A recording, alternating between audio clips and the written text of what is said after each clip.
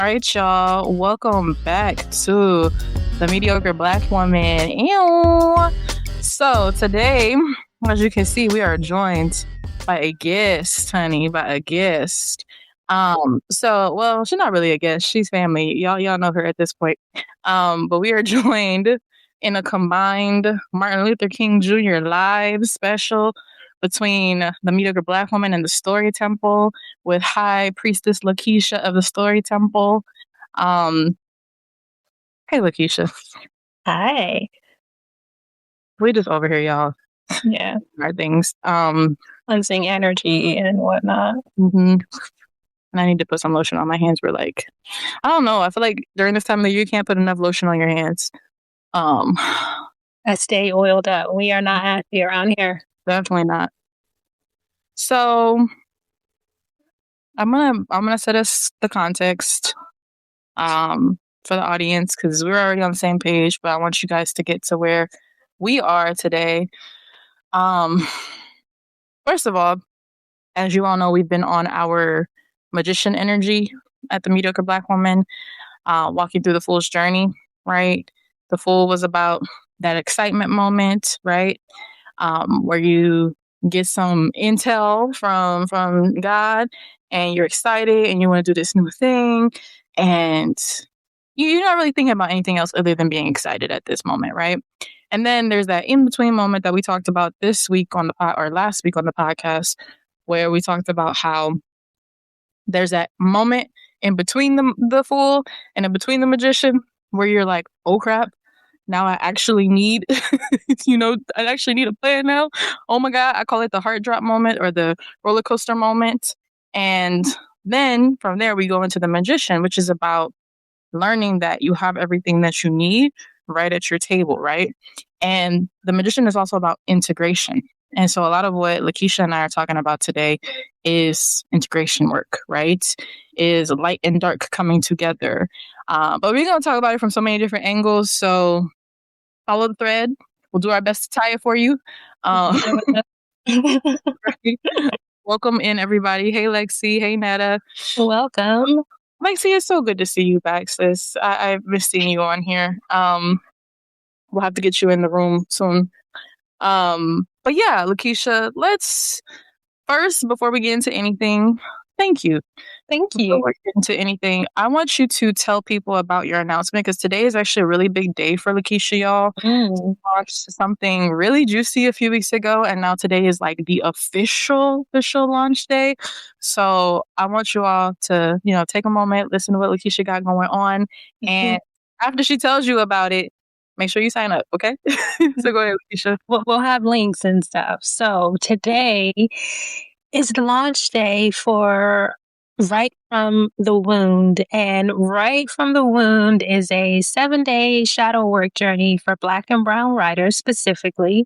Any writer can join, but it was designed around Black and Brown writers because we have a different relationship with the publishing industry.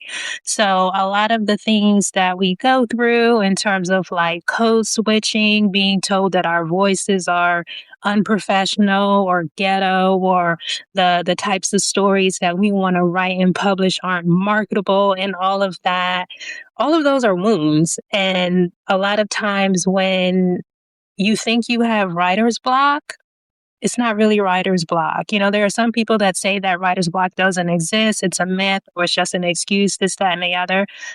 It exists very much so. However, it's not what you think it is. It's nervous system. It's your nervous system blocking you from writing your truth, right? And whether that's fiction or nonfiction, it doesn't really matter because even with fiction, you're still telling a truth. You're just doing it in a different way as opposed to, like writing an essay or, doing a memoir or something like that. So that is what this journey is all about. I feel really strongly that Black writers and, Black and Brown creatives in general, I feel really strongly that we need to do shadow work. And not just if you're a writer, if you're a Black or a brown person, period, you need to be doing shadow work.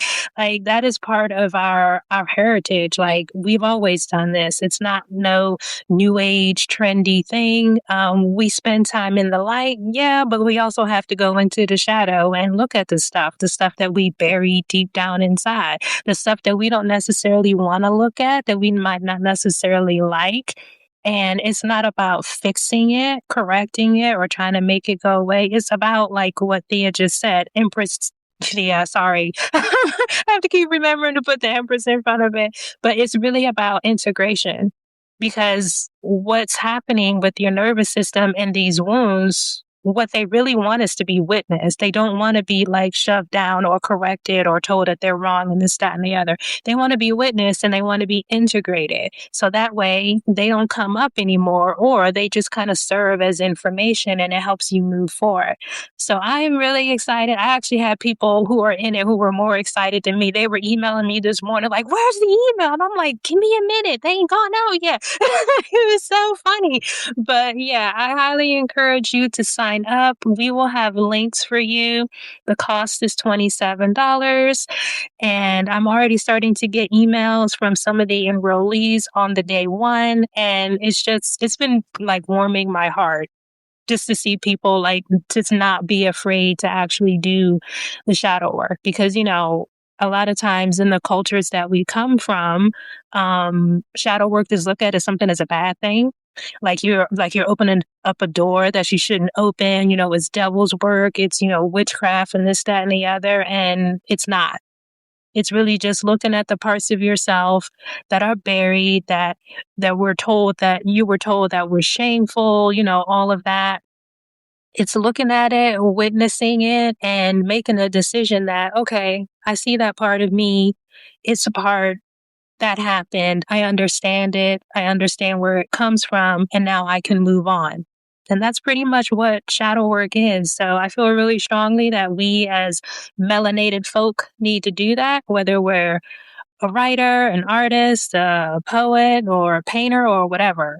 If you're melanated, you should be doing shadow work. And I stand 10 toes down to that. Yes. And this is actually a big part of our conversation. So I'm excited that one, you're doing this challenge for people because we've heard so many different things about writing. I feel like even from, you know, our parents about like, oh, you know, writing or theater, anything creative, it's not going to pay your bills. It's not going to make you money. So it starts, I feel like, very early on, right? And then we come into the world trying to, you know, be in the industry and then being faced with all of these different challenges around writing and these different blockades that really don't really mean mean anything. And so it's Right. us to work on ourselves while we go through that. And that's the shadow work. But what we're going to touch on today is also about combining those two. So before we move on, I just got to say again, congratulations, my friend. You Thank have you. done it. Tell them how many people are enrolled already. 13 are in there getting the emails, doing the work.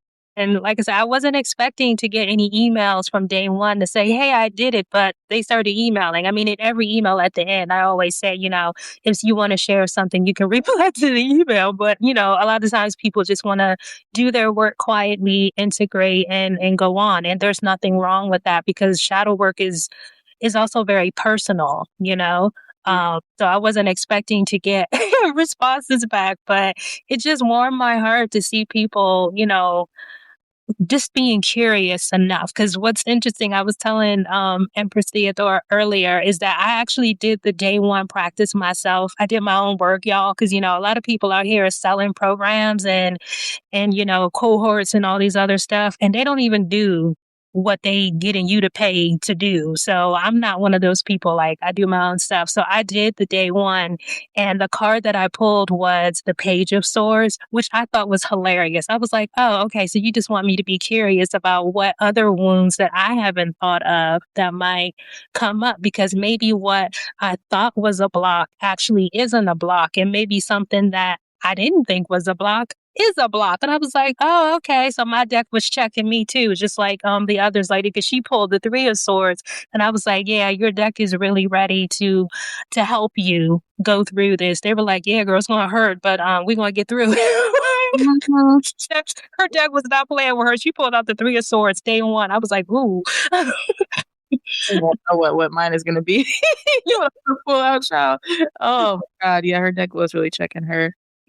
Also, y'all, I am one of the 13, so again, we don't just promote stuff that we don't use, here. So Yeah, make sure you're one of them ones that are a part of Lakeisha's workshop. So yeah. I keep Another saying thing. the challenge. Sorry, Oh, sorry. I Well, keep saying workshop, but it's a challenge. That's what I said. No. if you're a writer or a creative, but I focus on writers because I am a developmental editor and a line editor. But if you've done like other like writing workshops and programs and stuff like that, where the culture around you is primarily non-black or non-brown, then I would highly encourage you to sign up because a lot of the things that they teach, while they don't necessarily mean to do you harm. Like a lot of them don't realize that the way that they teach or the way that they critique your writing and they give you feedback and stuff, they don't realize that it's harmful until you point it out to them. Yeah. So there's that aspect as well. Mhm. Awesome. Well, congratulations again, friend. And I'm really proud of you. Like you're like, I'm doing this thing. And you sat down, you like blazed through it. And then, no, sometimes, well, we talk about this when you get those types of downloads, the way that you write, it's different. It's a different It level. is. Yeah. It's flow. Like it comes out in waves and you just have to capture it while it's coming out.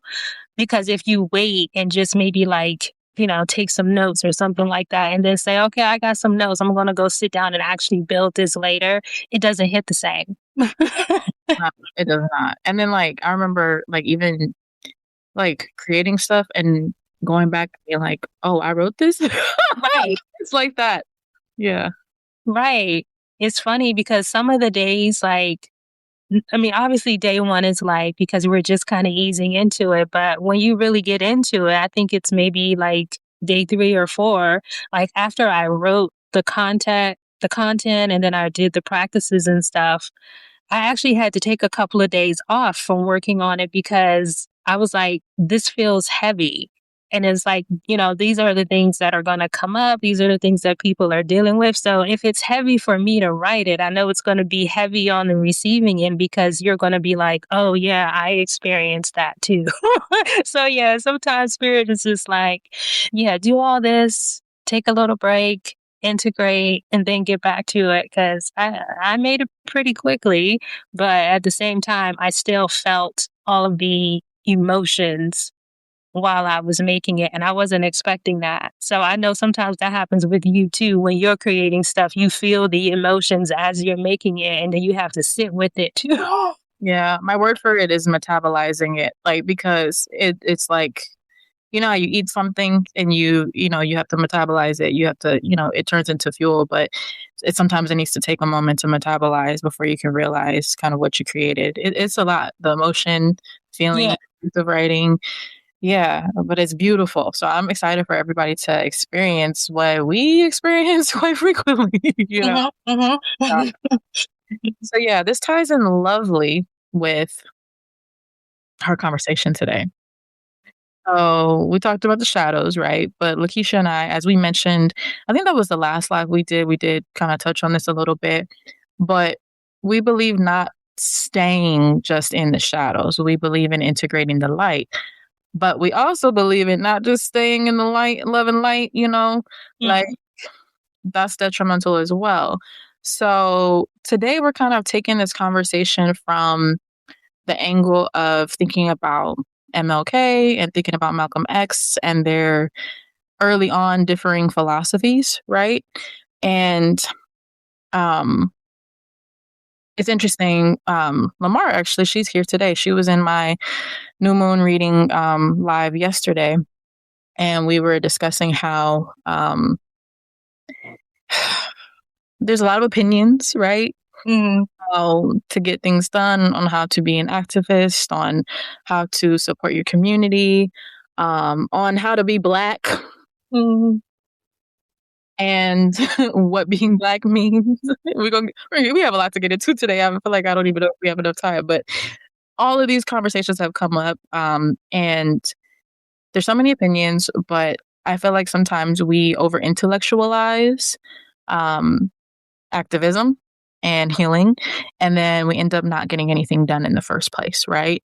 Mhm. So, where I love Malcolm X's philosophy is that there's a lot of action behind things, and I believe that it takes all kinds. It takes the MLKs, it takes the Malcolm X's, it takes the Lakeishas, it takes the Theodoras, it takes the Nettas, the Lexis, it takes all of these people, the Loris. Who else is in here, child? It takes all of y'all and the different ways that you think and believe and your different unique perspective for us to advance the needle. So this has come up because you and I have seen a lot of like policing and fighting on what it means to be Black. So can you talk about, without name dropping or anything like that, the note that you saw about mixed race people?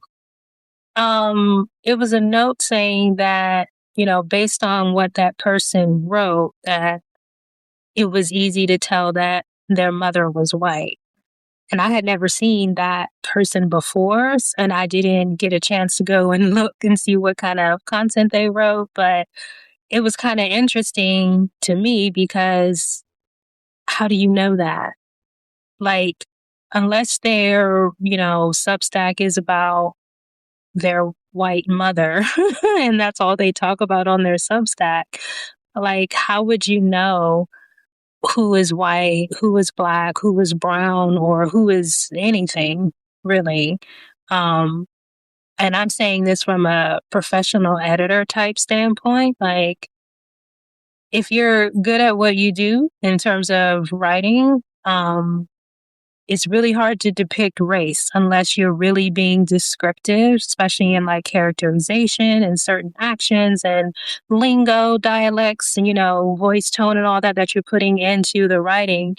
If it's just, blanket writing, I don't know how you would determine that. So I found it really interesting. Hmm. I did too. And again, it brings me back to that point that I mentioned earlier about, you know, again, policing what it means to be Black, which I've seen a lot of this. That's just one example of what, Lakeisha shared, y'all. But we've seen a lot of notes like this, a lot of just divisiveness within our own community. And now is not the time for divisiveness. I'll just say that if there was ever not a time for it, this ain't the time for it. Um, it's okay. There's that. Now, I'm ping ponging y'all. I have a list of notes here, okay? Because I don't want to forget anything. And then we talked about this other energy of like my way or the highway type Mm. communities or conversations or issues. Let's touch on that a little bit. I think it goes back to, well, not goes back. I think what it is everybody's talking about community. Community is a big word. Like, we need communities, and I think we do need communities now more than ever. However, not everybody's a good community member. And there are a lot of leaders of community who want to be leaders of these communities for the recognition, for the clout, but they don't want the responsibility of being the leader of a community, because leadership is an important part of it. We're human beings, so conflict is going to come up. I don't care what space you're in, whether you're in a space with all melanated people or if you're in a space with white people, it doesn't really matter. As human beings, there's going to be conflict. And as human beings, we need to learn how to navigate conflict and navigate it with care. That doesn't mean let people walk over you. That doesn't mean not have boundaries. That doesn't mean any of that. It just means having care and actually taking the responsibility. If you're calling yourself a leader of the community, like actually being responsible. Because if you're creating a container for people to be in, then you have a responsibility to those people. You have a responsibility to make all of them feel safe, not just certain ones. You have that just comes with the job. So if you don't want that responsibility, then my personal opinion is to hand that off to somebody else and, step into a different role because all of that comes with it if you're going to lead a community. You know what I'm saying? Yeah. And I would also add to that, like, because I know people are like, what does care look like? And, from, I don't know if how much I talk about this, but my background is in training and development, learning and development. And before all of this, for over a decade, I've been doing leadership development for Director Plus folks at some of these major companies. And when we talk about tenets of leadership, right, and when we talk about care, right, specifically what you're saying, some of the tenets of care are things like curiosity, Mm. things like active repair, and those are the two things that I feel like, as far as leadership tenets, that I see missing from a lot of online spaces, right? It's this, we've really carried this cutoff culture really far. We've given it new wings, It is always not it's not always a flex to be able to just cut people off and move on. The biggest flex is being able to be curious and to be able to repair. And repair doesn't necessarily mean that you can have continued access, right? Like Mhm. repair could sometimes be just like, again, being curious about the situation, being curious about somebody else's perspective, and repairing from what you thought maybe the intention was versus what it actually is. It doesn't mean that, you stay in connection per se, but you have the tools to be able to talk it out. And what we're realizing, like from all of our back and forth conversations, we know that people don't have the tools because if they did, they would do it, right? Mhm. So it's no shade. It's just these tools are not readily available. I mean, think about some of the biggest professions in this country, like policing, like lawyers, like doctors, the lack of interpersonal skills, engineers, not all engineers, but I used to train engineers too, right? So the lack of, interpersonal skills, or like in situations like with lawyers and police is needing the ability to be able to de-escalate conflict and to be able to, bring people to more of an even keel. Those Yeah. tools are not, you know, readily accessible across the board. They're not readily things that people have been able to integrate. So there's Which no is we need tools. yeah, we need tools. That's why we're here. I think Lakeisha more than anything. Um, okay, so let's talk about. Let's see, I'm going through our bullet points. Can you guys tell? Like check, check, check, check, check, check. Okay.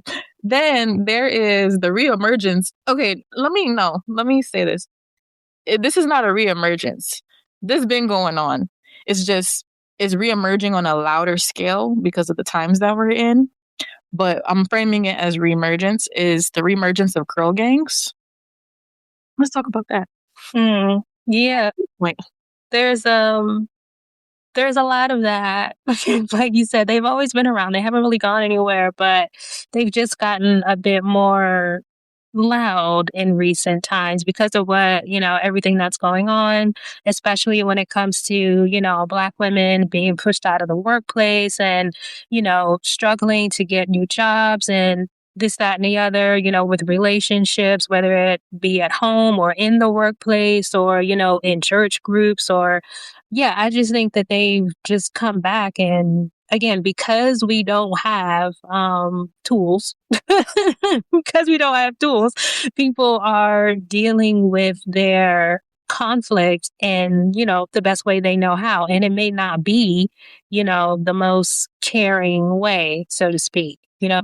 And so everybody just kind of, going at each other because, like you were saying earlier, it's either my way or the highway, this, that, and the other. But I think something that people need to understand, and this goes for everybody, regardless of whether you're white, black, brown, purple, yellow, or blue, people need to understand that two things can be true at the same time, and actually three, four things can be true at the same time. So, while just because something worked for you in a particular situation, that doesn't necessarily mean that that is the only way to get the solution that you got because that might not work for somebody else. And telling them that they have to do it that way, otherwise they're not going to succeed, is a moot point, in my opinion, because they don't have your circumstances. They don't have your living situations. They don't have, the resources that you have, they don't have anything that you have. Their life is not your life. So to tell them that, oh, the only way to get from A to B is to do XYZ, that doesn't really work. It doesn't. It does not. I mean,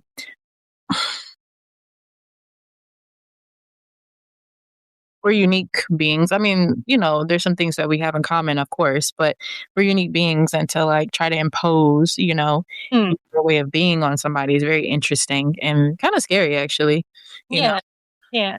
It's Uh, no when it comes to writing because a lot of people will say, well, there's really only one way to do it, based on what the publishing industry say. And I'm like, no, that's not true because we can prove it. I mean, you got people out here like James Baldwin, you have people out here like Toni Morrison, and they're doing all of these things. So you can't tell me that that is the only way to succeed when you have all of these people and it's not just a couple of outliers, it's a lot of them. yes. So, there's more than one way to, I don't want to say skin a cat because I like cats, but there's more than one way to go about it.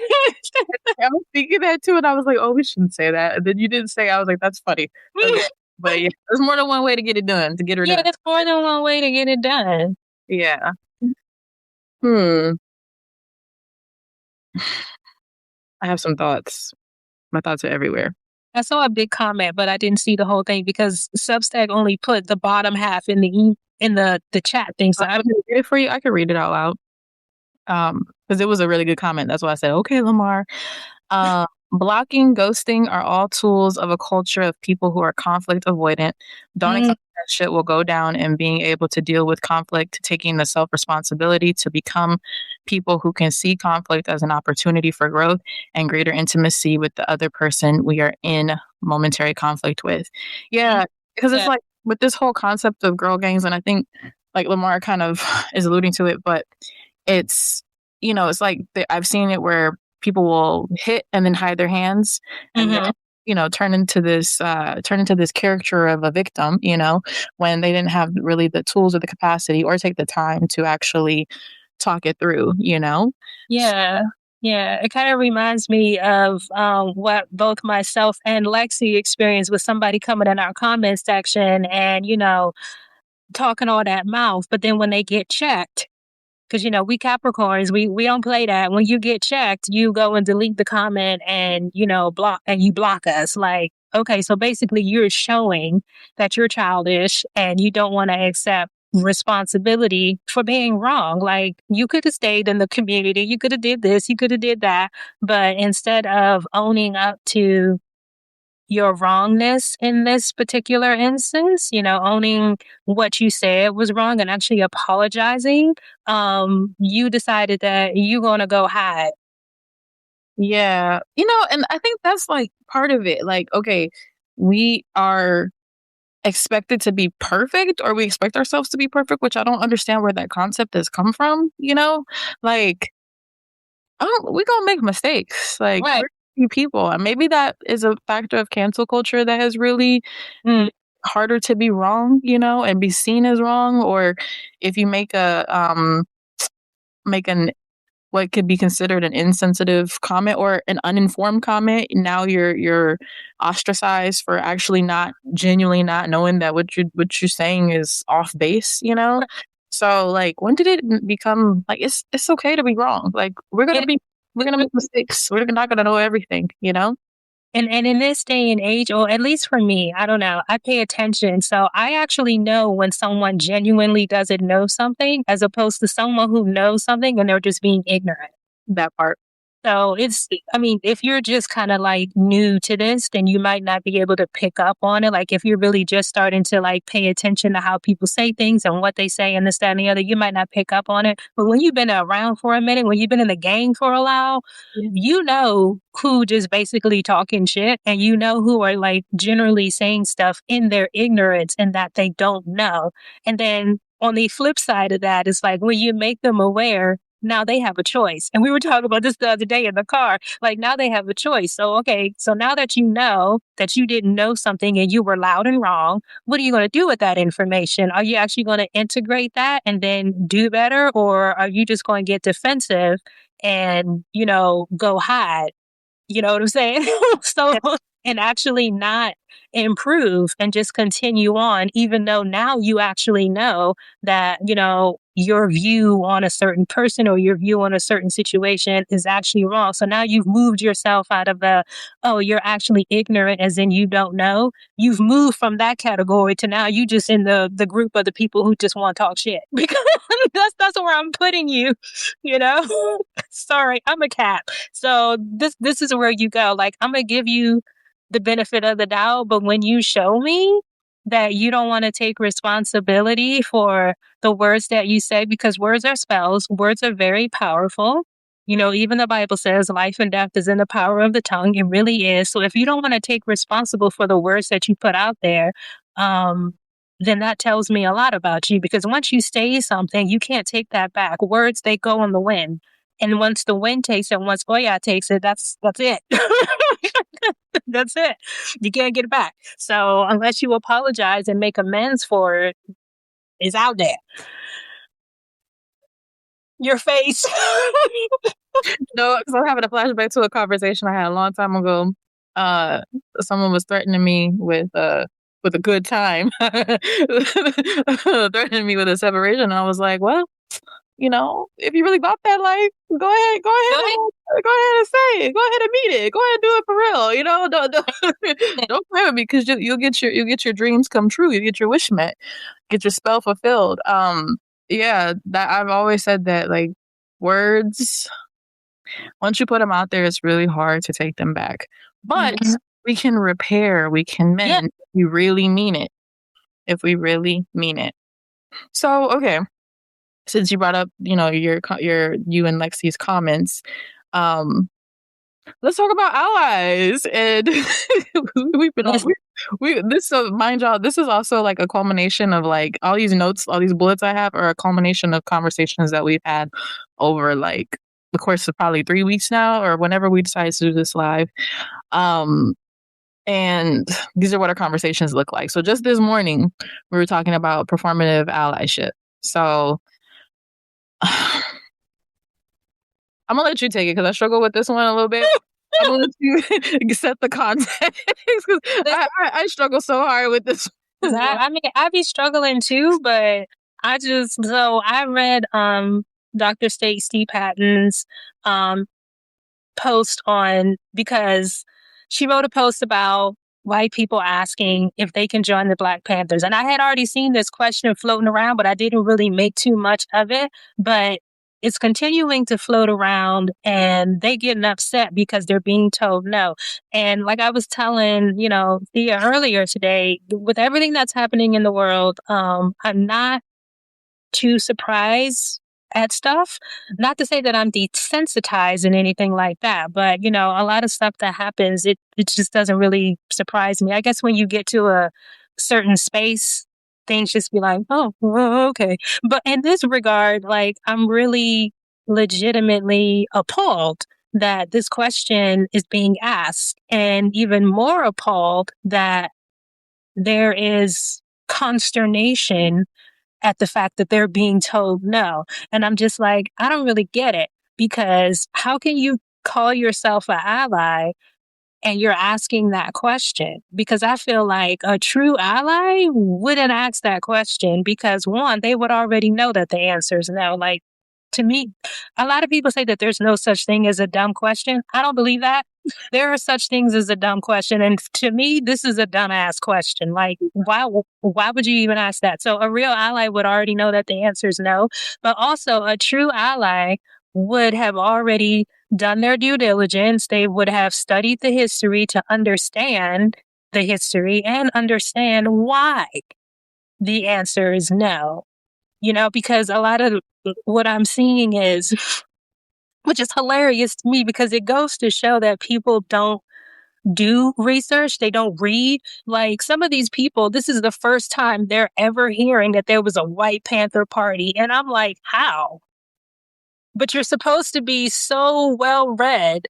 I'm not saying that you're dumb or anything like that, but it just goes to prove that people don't read. They don't want to do their research. They get all of their information from Instagram and Facebook, and probably even here on Substack. They get all of their information on social media, and they don't know anything. It's just like, how did you not know that? Like, I don't really get it. So I don't, to me, it just feels like a lot of performative allyship, because to me, being a true ally means you're not just supporting us with your words, you're actually supporting us with your dollars. You're hiring, Black and brown service providers like myself and, and Pristia. You're supporting local black and brown businesses in your communities. You're supporting the farmers and all that. But no, y'all don't want to do that. Y'all just want to, you want to link arms and sing kumbaya. And we don't want to do that with y'all. Like, that's not gonna move the needle. That's not gonna do anything. So your words of solidarity and all this other stuff, that does nothing for us. This world runs on money. From a Capricorn sun to another Capricorn sun, yes, it does. Runs on money. So your precious words about we believe in justice, like, no, that's not going to do anything. So I think there's a lot of performative allyship around. Like, if you haven't read Dr. Patton's article, I mean, to me, it was kind of funny because she does mention what happened with George Floyd and how they were out there with their yoga mats and stuff like that. So it was kind of funny, but at the same time, like, she painted a very vivid picture of what would happen if, they really were to integrate into, I mean, people are like kind of mad saying that we wouldn't do that, like, but no, that's actually how y'all operate. So if you haven't read it, I would suggest go read it. I read a lot of Dr. Patton stuff. She's a brilliant writer and journalist. But yeah, that kind of, put me on edge this morning because a lot of people were like, okay, geez, and da-da-da-da-da. And I'm like, wow, y'all really out here mad because I don't get it. I don't get it. I don't get it. So I get why you struggle with it. I'm like, Yeah.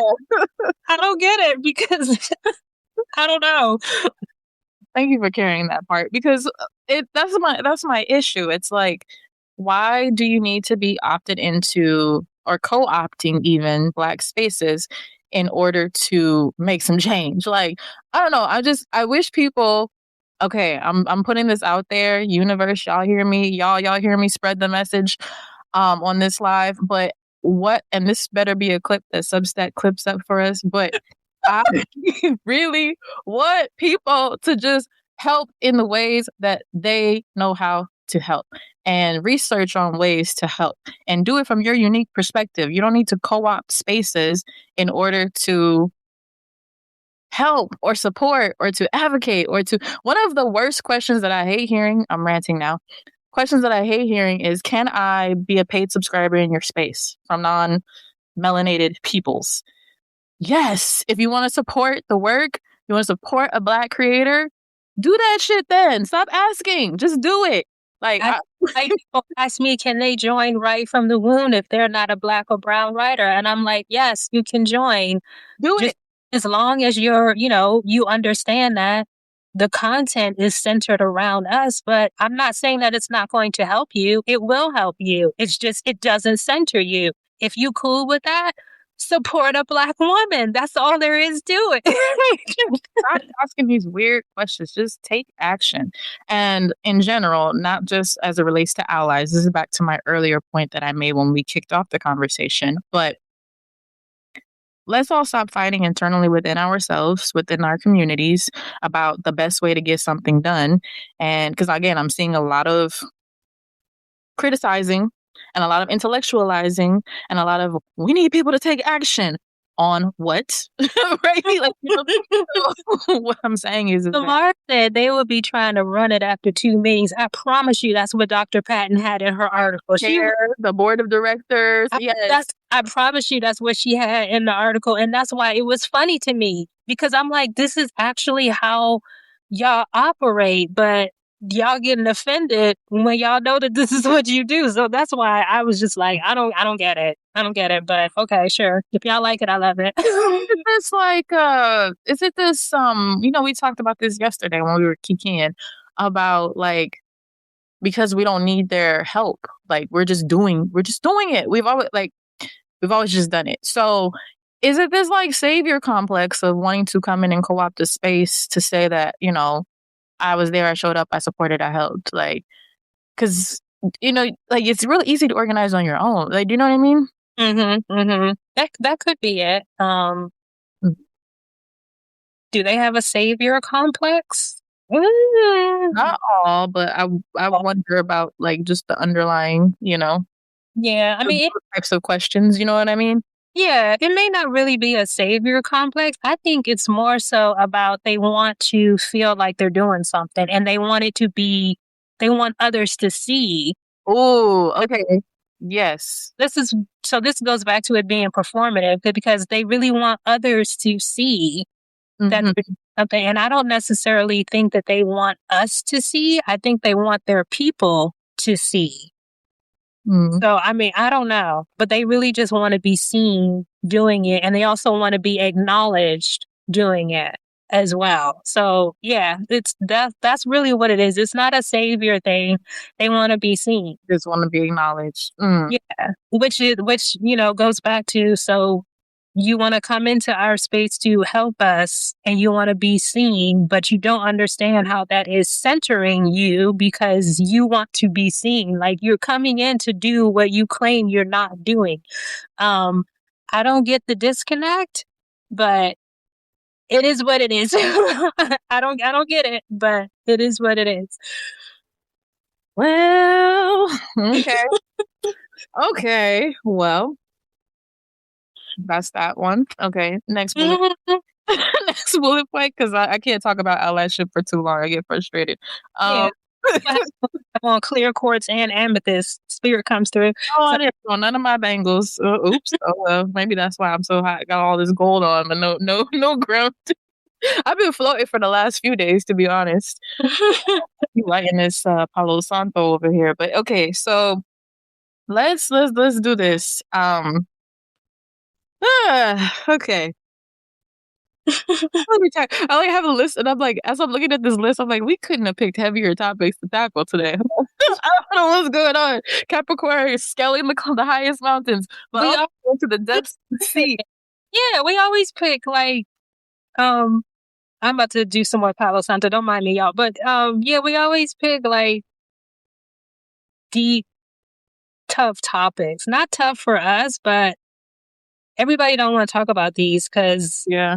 it's kind of like what you were saying with Martin Luther King and Malcolm X. Because I think in my last post, my reflections that came out on Sunday, I also said that, MLK is the light and Malcolm X is the shadow. And a lot of people don't want to go into the shadow, but we have to go into the shadow. You can't have one without the other. Okay, there we go. Yee. You can't have one without the other. Light cast shadow, and you cast out shadow with light. So they kind of go together. So you can't be all in one or all in another. There has to be balance, which is interesting because before we jumped on, I pulled a couple of cards to see like what did I need to know in order to prepare for the live. And I pulled from my own deck and it was like honor the silence. And I was like, okay, some things don't need to be said. But then the two of pentacles came out and it made me think of just that. I was like, yeah, you need to balance the light and the shadow, balance what's going to be said and what's not going to be said. So, yeah, it's very interesting. I wanna pull up Lexi's comment here because this is part of why I struggle to talk about allyship sometimes, performative allyship in this respect. Where you said here, Lexi, I love this convo about true allies because I've been dealing with literally losing friends this last week because of performative allyship. And honey, last year, that was the theme. Like, I do have some really, like legitimate friends who are allies as well, but that was a big pain point of last year of like losing um some friendships, especially the ones where like the people are deeply well read, deeply researched, deeply understanding of political and socioeconomic and racial, landscapes and how they affect the world and impact. And then to experience these interactions that are so diametrically opposed to everything I know they know. Oh, that's hard to like reconcile, and it actually even made me have the question. I still have this in my journal because I do have some non-melanated friends, right? But I had this in my journal of like, can I really have true the same way I have these deep, true relationships with Black women, where we can float from thing to thing, like, can I have these true, deep relationships with non-Black women, with white women specifically? And so that conversation, that question has been sitting in my journal since last year because, yeah, that was like, I think it was more of the like, not that I'm not surprised that people do different things and people, people surprise you. Like I've been through so many seasons of that, but it's still like I'm never ceased to be shook a little bit because of like the intimacy shared, the, conversations had, having people in my home. Like I don't have people in my home like that, like, or in my room even, like, you know what I'm saying? Like this is my sanctuary. So, um, yeah, that has been one of the, I feel like the biggest, that's why Lakeisha carried that because I still struggle with that conversation because I genuinely in my heart of hearts want us to all be able to flow in and out of spaces, to really honor one another, um, to really show up without necessarily needing to be seen for showing up. And Mm. so, yeah, like Lexi's saying, can I trust white women? It is tough. So yeah, that's why Lakeisha carried that section because that has been a question in my journal for a year and I haven't put no bullet points to it. I haven't put no answers to it. Cause again, like with my own eyes, over the course of for these two that are still around, over the course of I've observed them 5 to 7 years, these other two, and they've really sung my praises in rooms that I wasn't in. They really, have my back. But am I day to day friends with them like I am with, High Priestess Lakeisha or like some of my other besties? No, Definitely. so we got a whole household going on back here. The crock one and the other, we doing our thing over here. But yeah, Lexi, I feel you. That's one that I still really struggle with, and I find myself guarded. And when I find myself guarded, that's a telltale sign too, So That's anyway, I can't relate to that, to be honest with you. I mean, not to continue on the subject because we got other stuff to talk about, but I actually don't have any Melanie. Well, no, I do have one, but she doesn't necessarily consider herself that. She kind of considers herself to be something else. So I'm going to go out on a limb and say I actually don't have non-melanated friends. So I've had acquaintances from when I used to be in the workplace and this, that, and the other, but I don't have any non-melanated ride or die. Now, like I said, I do have one. I mean, she is that, but she doesn't see herself as that because of how she grew up, how she was raised, and the culture and stuff that she was in. So she doesn't really identify that way. But yeah, I don't have any. So that question hasn't come up for me, you know, in regards to like losing relationships and stuff like that. But when I think about it now, like, do I even want to pursue friendships with, non-melanated women? It makes me wonder too, like, is that a safe thing for me to do? yeah. I mean, I feel like there has to be some observation. So, like for instance, one of Yeah. my friends that I'll tell you all about, she's amazing, right? I actually used to work for her um back in 2020. And then I became a peer of hers when I got promoted at my previous company. And in the time that I have been promoted or that I have been promoted, that we became peers, she's always treated me with the same level of respect, even when I was, her subordinate, right? And so that was a first indicator of me. She tells people about my work, in different spaces while we were at work. Like she really was advocating. One time my luggage ended up on a later flight because I was late to a flight. I've never been late to a flight. That was weird. That was a whole weird time. But her and her husband showed up, came and got me, took me back to the airport because I just was distraught. They helped me get my stuff together, So like she's shown up in a lot of like ways. Those are just a few examples, but that I observed all of her behavior over the course of like 7 years or no. 2020, so 5 years. Or no, where are we at? What 2026? 6 years. I was like 7 years. I'm thinking about another friend. That's why. So 6 years, but I had to observe that behavior over time before, like, creating more intimacy with that person. So I don't know. I feel like we know, but then sometimes there are the ones that catch you off guard and you're just not expecting. But I feel like that's with relationships in general. Mhm. But I don't know. For some reason, it just hurts more when it's that, because of how you put yourself in a vulnerable position. Yeah. Yeah. So she said, Courtney said, less than a year will be 2027. We just started 2026, Courtney. Uh. And Zeke said here, friends are like circles within a tree, different roles. Yeah, I definitely have categories of friendships and tiers and levels and stuff. And as I've gotten older, I have been in spaces or have not even intentionally chosen friends that just look more like me. But where I'm from, so I grew up Inglewood, right? And it was black and brown folks, right? All throughout school, all through that in high school, middle school, elementary school, all of that.